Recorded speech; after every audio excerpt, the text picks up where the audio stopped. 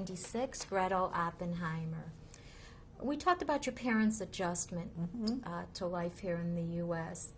They led a very prominent life in Germany. They certainly did. It must have been hard for them to start over again here. Well, for Mother it was absolutely so bad, because she had been, her father had spoiled her, and then my dad had spoiled her, so she was so used to getting and not having to contribute anything herself, but to behave nicely. Did she work in this country? Oh no, of course not. Of course not. And how about your father?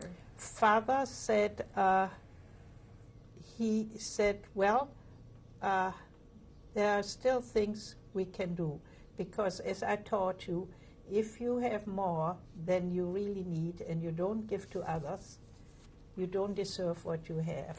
So for instance, how do you translate Selbsthilfe? And I said, self-help. So we found that there was a lady there who had been a social worker in Frankfurt, and I talked to her, and I worked at Michael Reese Hospital in pathology, because thank God I had Latin, so I could do it. And so we all got together, and the self-help was founded. And what type of organization is that? Well, in the beginning, we just made sure that whoever was sick had help and could get help, and got food too if they couldn't, you know, cook or be out of it. And then the first self-help place was next to where KM Temple on Drexel Avenue was. And for instance, I never had walked that much, so all my feet grew, and so I needed bigger size shoes. And then when we all of a sudden got to eat more to eat, we gained weight. So we had a clothing department there where we all brought the stuff which we couldn't wear anymore and took our sizes out. What other type of jobs did you have here? Oh, I mean, just actually at Michael Reese in pathology.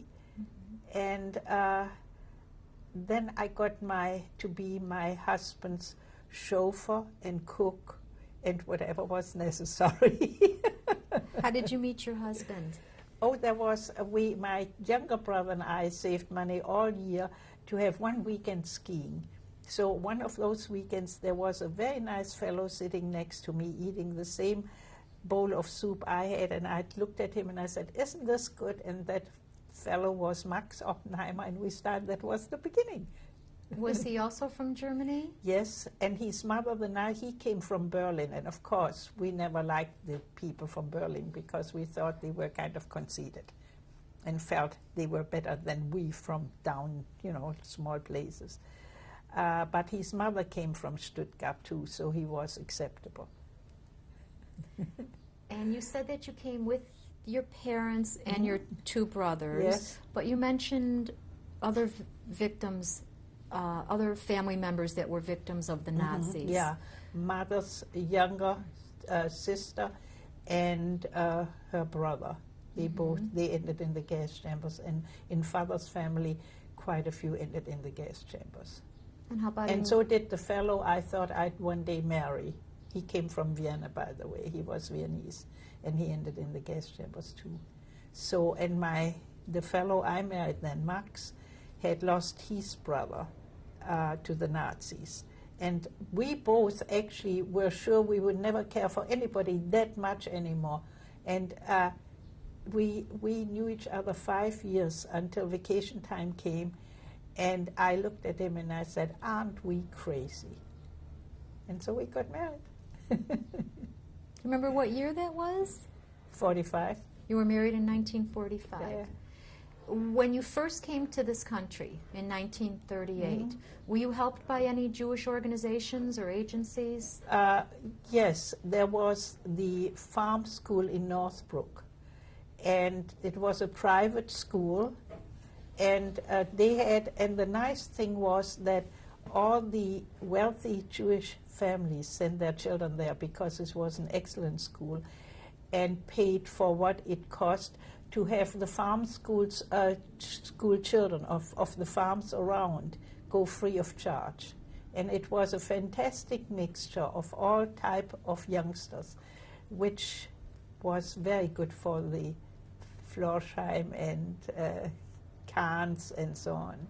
But and actually they thought I was very odd because at that time my English was absolutely British. And they couldn't understand why I can't pronounce can't the American way and so on. And they thought I was so odd until snow fell and I taught them how to ski, and then I became the best teacher they had at school. So your adjustment seemed to go a little bit more smoothly than that of your parents. Oh, definitely, definitely. I mean, for me it was a matter of pride to show that I can adjust and take whatever it takes. But I'm my father's daughter, and the boys were mother's sons. Did your twin brother and your younger brother also settle in Chicago? Yes. And Hans worked for what became a salesman at Mendel Brothers, which was a department store at the time. And Kurt worked for Revere Camera Company. And did you remain close to your brothers? Yeah. I mean, we made it a point, I mean, not very close, but we made a point to, be together and behave as well as could be. Do you find yourself today surrounded by American friends as well as European friends? Oh, definitely. I have more American friends than, yeah. Are they interested in your experiences No, in we Germany? don't talk, no. Mm-mm. You try not to dwell on that too much? No. That's past. Do you think those experiences have had an effect on your life today? Oh, definitely. I mean, I am so very conscious of being grateful that there is a United States. And I thank the fellow up there every morning, noon, and night. You appreciate your freedom. Yes, certainly. Yeah, and the friends I made. And if you are nice, I hope we can become friends. And if you are nasty, I leave you alone. You did live through some terrifying times in Germany. Yes. Do you find that you ever dream about those times? No. No. No. You've put it behind you. I put it behind. Your husband is deceased? Yes. Yes. How have you been occupying your time? Well, I am actually trying to give others who need help or whom I can help. So I'm the chairperson of all the seniors on the south side of Chicago. And whenever someone needs help, and I make in the beginning it was really a job to make them all get along together, because everybody wanted to be his own important or her own important person, and to give and take. A lot of them had to learn. And do you also volunteer at the self-help home? Oh, certainly, yeah. But I give my time to the 7th and 8th floor, which is the intermediate care floor. And just visiting? Yeah, and helping them feed them or read their mail to them or write letters for them, whatever is necessary. But I give time downstairs too. I mean, it's part of my life here. So it's important for you to give something back to others. Oh, definitely. In that I'm my father's daughter. In a few more things too, I hope. He was a fantastic human being. You and your husband never had a family? No, we both decided not to put any children in a world where what happened to us could happen again. And when I think back that the children weren't allowed in school anymore, the Jewish children, I mean, how ridiculous. There are two things none of us have anything to do with: the color of our skin and the faith we have. Do you find that you still observe your Jewish traditions? Oh, yes. That's still important to you? Still important. Can you tell me why you decided to make this tape today? I don't even know. I have no idea. You approach me. I'm sure it's important for you to Well, leave this testimony. yes, yes. Mm-hmm. You want the world to know what happened What to happened you. and to so many others, Mm-hmm. you know? Yeah. Thank you for sharing this with us today. Thanks for coming and spending all that time.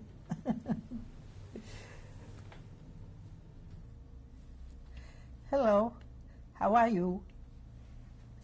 Tell us These about are this my picture. these are my grandparents, Levi, and on top of them is a picture of my twin brother and me. And our smart parents called us Hansel and Gretel. And when Hansel came to this country, he became Hans, and nobody dared call him Hansel anymore. I stayed Gretel, and I'm comfortable with it. What were your grandparents' names? Matilda and I forgot his first name now. Mm-hmm. Levi. And it looks like this was taken in their home? In their home, which was about 2 blocks from where my parents lived. So in Stuttgart? In Stuttgart. Mm-hmm. Sometime before the war? Yes. Way big, yeah. Mm-hmm. This is my father, whom I loved very much and who was a wonderful person, and my dog, Firpo. And they were both very exceptional in my life. This was where we lived in Stuttgart, and what you see is the front entrance, and there was a little lobby there, and then where the trees are was the back entrance and the kitchen, and the maid's room is the window, the one window you see here at the very end. On the second floor were all the living rooms, the drawing room, the library, the dining room, and a den. And then on the third floor were our bedrooms and bathrooms. And my brothers and I, we had 2 bedrooms and 1 bathroom in between us, and there was a fight now and then. Who could go in first and who needed it most? And on the third floor were our guest rooms. This is the picture of my twin and me. And we always thought it was odd that they called us Hansel and Gretel after a fairy tale, because we sure didn't behave like people out of a fairy tale. And how is it that you have this picture today? Oh, we had it appraised and the value given, and by what the worth of whatever I wanted to take out, and by paying the Nazis the full amount of what they valued it, which was sky high, but as long as we couldn't transfer our checking accounts and our money anyhow, but I could pay to have it mailed and all shipped over. I paid them what they said the value was, and I therefore could bring the things over, which I cherished most. This is Max Oppenheimer, who was my husband and whom I met here. My younger brother and I saved all year to have 1 weekend skiing. So on one of those weekends, there was that very nice fellow sitting next to me eating the same kind of bowl of soup I did. And so I turned around and I said, "Isn't the soup good?" And that was the beginning of what happened. And from then on, normally going on. But we both had still the memories from what happened under Hitler. So it took us 5 years of just being good acquaintances and with hands off and keep your distance, until one day vacation time came and I said, "You know what, we are really crazy. What do you think we are doing? Just being crazy." So we got married and went on a honeymoon together. Yeah. That's my friend Arie Meler, with whom I went on quite a few trips, who is on the left, and me at the time being on the right.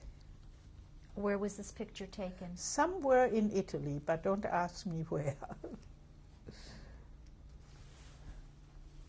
Oh, this is the document which shows that all of us females of Jewish faith had to add the name Sarah to our names to make it known to everybody that we were Jewish.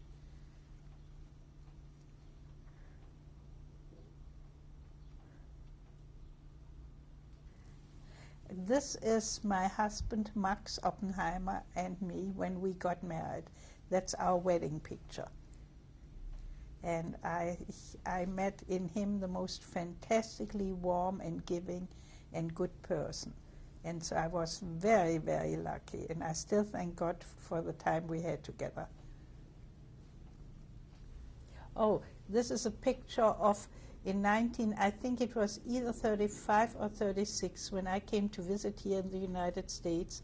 And my twin brother and his wife Elsa and Helen Joan, the little girl, had moved from New Orleans, where he thought he could make a go of life here, but then accepted Uncle Joe's invitation to come to Muncie, Indiana, and stay.